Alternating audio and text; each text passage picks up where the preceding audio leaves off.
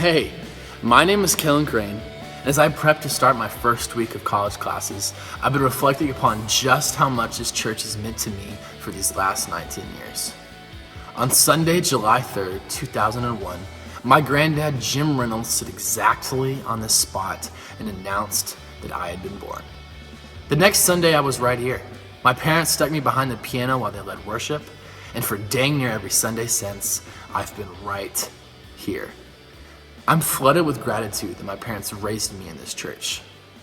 Trying to find the words to properly express the multitude of lessons, experiences, joy, and headaches that came with being raised here led me to make a list.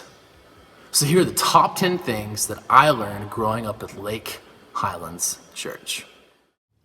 Number 1, I learned that you can't do life by yourself.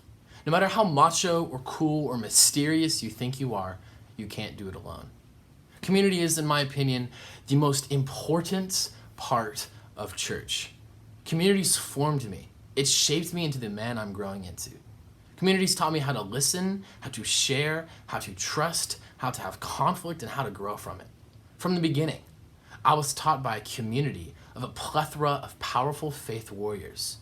In fact, right here in this room, Michael Perkins and Richard Binkley brought me into my first life group and showed me how life should be lived. Tom Whitaker showed me how a multi-ethnic, powerfully diverse youth group should look like. Sam Clark showed me how to listen and listen well. Carrie Steiger showed me how to express and to encourage others. Quincy Ham taught me how to value everyone, respecting everyone's stories, no matter how exhausting they may be to hear. Community taught me that sometimes life isn't easy, that life will bust you in your face, and that the only way to get back up is with support. When I was at my darkest, Bobby McCoy, Sam Clark, Peter Cueve, Jeever, Jeff, Isaiah, Ledoux, and Ish lifted me up and supported me through it all. And I, in turn, lifted them up and encouraged them when they fight their battles. I learned that this community thing lasts a lifetime and that no one can survive without it.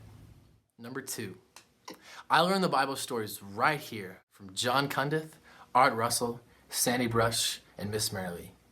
They taught me to obey God when I felt like it and when I didn't. Number 3, I learned that God needs unity among all of his children, every race, religion, sexual orientation, political alliance, or favorite grocery store. I watched Bob Strider lead the way as his church welcomed and valued people from Liberia, Yugoslavia, Sudan, and countless others. I remember in junior high, at a youth retreat, we found out that Bob Strider died. I can clearly picture Jackson Kuna breaking down, sobbing on the spot. I didn't fully understand Bob Strider's vision until later, where after being bullied profusely, I found a community in guys like Jeever, who welcomed me in and became a brother to me, opening my eyes to the pain and injustice encountered daily by people who look like him. This sparked in me a desire to fight for the hurting, the marginalized, and the weak. And that's a fight I'll never stop fighting. Number 4, I learned that I am here on earth to be salt seasoning that brings out the God flavors of this earth. Number 5, I learned that I am here to be light that brings out the God colors of this earth. Number 6, I learned that I am strongest when I am weakest. With less of me, there's more room for God and his rule. I'm not gonna lie to y'all right now. My junior year, I was punished constantly. And one of my biggest punishments was I had to memorize the Sermon on the Mount. I mean, it only took me a few months to memorize, but it took me way longer for the truth of what I was memorizing to penetrate my stubborn heart and begin to really change the way I saw the world, the way I treated others, and the way I saw God. Number 7, I learned when you're going through conflict in church or in any relationship to keep your butt in the room.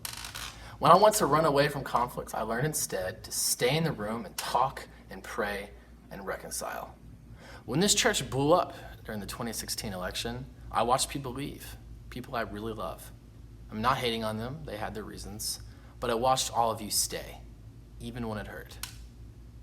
I grew to know Jesus as I watched you stay and forgive and reconcile and love. Number 8, I learned to forgive others when they ask for forgiveness and when they don't.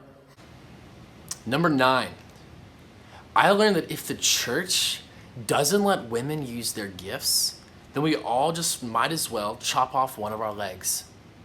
I've watched and learned from incredibly powerful women in my time at Lake Highlands. I've heard brilliant sermons from Diane Garnett, Shelley Presley, and Donjali Crane. I've been discipled and led by leaders like Dela Cueve and J.C. Withrow.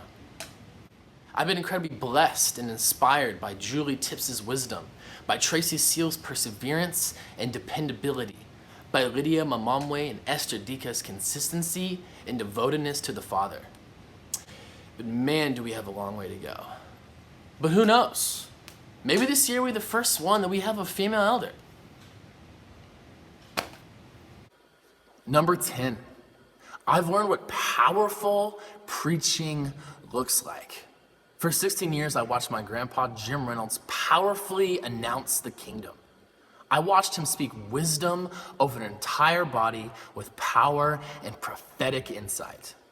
His fearlessness in times of opposition inspired me to never back down in the face of conflict. His drive taught me to never slow down.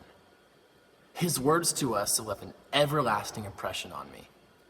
We don't go to church. We are the church. Evangelism asks something of me, but magic does not. We may have been right, but have we been good? The reasoning power of fallen men and women does not remain reasonable. Do we separate our homes from the cross? Now, Pastor Keith has brought wisdom and intelligence to the pulpit, but more importantly, he truly practices what he preaches. He and his wife Deanne's sacrificial spirit opened the door for young Jacoby to have a future, for him to have opportunities that would never have been there for him. See, most pastors would have spent only a few weeks talking unity or sacrifice or reconciliation, but very few actually go out and do it every single day. So there you have it. Those are the top 10 things I've learned growing up here. However, there are many more of you who have helped shape me. Yaba and Agata, David and Carrie, Mark and T, Mike and Isla, Nicole, Connie, and so many more. So thank you so much for modeling unity, racial reconciliation, and community to me. I'm deeply grateful for your role in my life these past 19 years. Because of you, I've got my eye on the goal where God is calling me onward to Jesus. I'm off and running, and I'm not turning back.